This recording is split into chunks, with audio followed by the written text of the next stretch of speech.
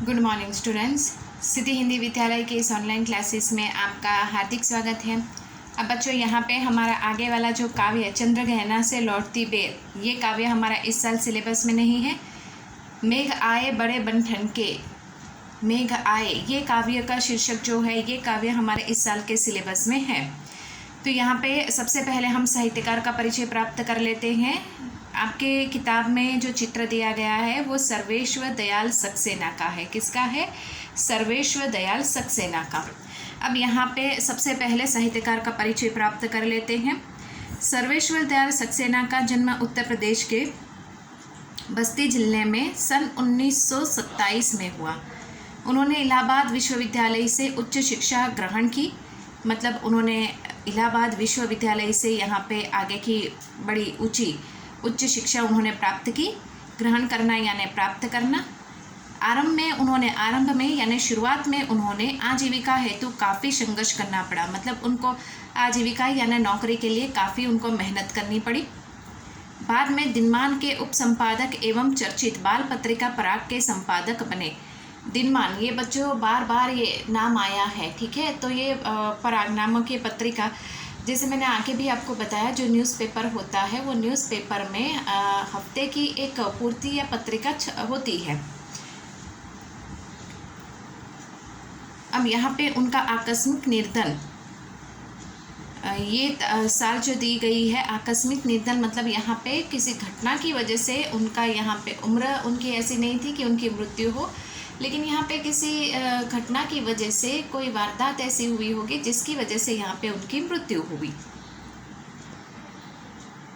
अब उनकी रचनाओं के बारे में यहाँ पे बताया गया है। काठ की घंटियाँ, बांस का पुल, एक सूनी नाव, गर्म हवाएं, कुआनो नदी, जंगल का दर्द, खूंटियों पर टंगे लोग उनके प्रमुख कविता संग्रह है। मतलब ये उनके लिखी हुई बहुत प्रचलित, वैसे उन्होंने अपने जीवन में बहुत कुछ लिखा होगा बच्चों, लेकिन यहाँ पे ये जो दी हुई रचनाएं हैं, ये रचनाएं उनकी बहुत प्रचलित और प्रसिद्ध रचनाएं हैं। नई कविता के प्रमुख कवि सर्वेश्वर दयाल सक्सेना ने उपन्यास, नाटक, कहानी, निबंध एवं प्रचुर मात्रा में यानी अधिक मात्रा में बाल साहित्य भी लिखा।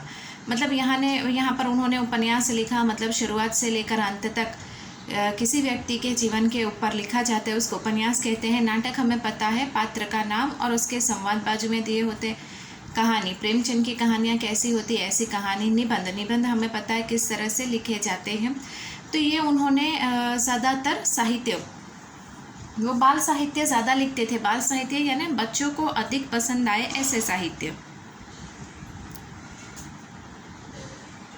दिनमान में प्रकाशित चर्चे और चरखे स्तंभ के लिए सर्वेश्वर बहुत चर्चित हुए। मतलब ये बच्चों, मैंने जब स्कूल में हम पढ़ते थे तब मैंने आपको क्लास में बताया था कि दिनमान ये जो पत्रिका है उसमें चर्चे और चरखे, उनके जो ये है स्तंभ के लिए, मतलब यहाँ पे ये जो वो लिखते थे चर्चे और चरखे, उसके लिए उनको सबसे अधिक यहाँ पे सम्मान दिया गया था। वो बहुत चर्चा में रहे थे।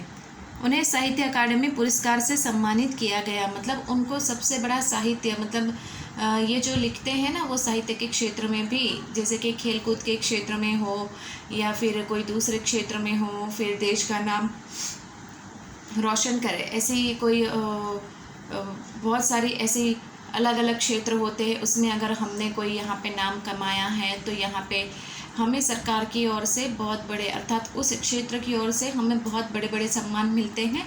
वैसे ही यहाँ पे उनको साहित्य अकादमी सम्मान से सम्मानित किया गया।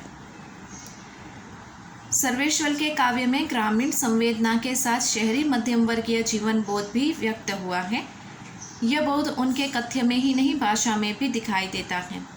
सर्वेश्वर की भाषा सहज एवं लोक की महक लिए हुए है। मतलब यहाँ पे उनकी विशेषता बताई गई है बच्चों कि सर्वेश्वर दयाल सक्सेना जो है, ये सर्वेश्वर दयाल सक्सेना, यहाँ पे उनके काव्य में ज़्यादातर शहरी जीवन और ग्रामीण जीवन दोनों का समावेश होता है।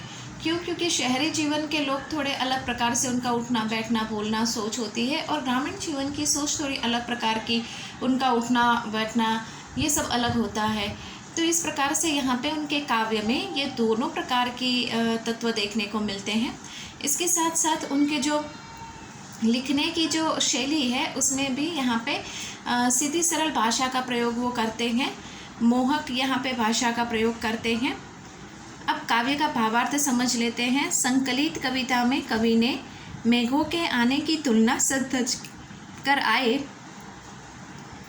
प्रवासी अतिथि अर्थात दामाद मेहमान से की है। ग्रामीण संस्कृति में दामाद के आने पर उल्लास का जो वातावरण बनता है, मेघों के आने का सजीव वर्णन करते हुए कवि ने उसे उत्साह को दिखाया है। मतलब यहाँ पे उन्होंने क्या किया है, सर्वेश्वर दयाल सक्सेना ने अपने इस मेघ आए काव्य में बादल जो है, काले बादल एक साल के बाद इस पृथ्वी पर आते हैं। जिस तरह से गांव में कोई दामाद जो होता है, नवविवाहित जोड़ा जो दामाद होता है वो पहली बार गांव में आता है, तब गांव के लोग कैसे ही उसको देखते हैं, खुश होते हैं। उसी प्रकार से एक साल के बाद यहाँ पे बारिश पृथ्वी पर आगमन कर रही है, गांव में आगमन कर रही है, तो लोग उसको देखने के लिए उत्सुक है और सबसे ज़्यादा खुश है। उसके ऊपर ये काव्य लिखा गया है। तो बच्चों, आज के इस वीडियो में हम यहाँ तक देखते हैं। नेक्स्ट वाले वीडियो में हम इस काव्य की शुरुआत करेंगे। तब तक के लिए यहाँ रुकते हैं। Thank you.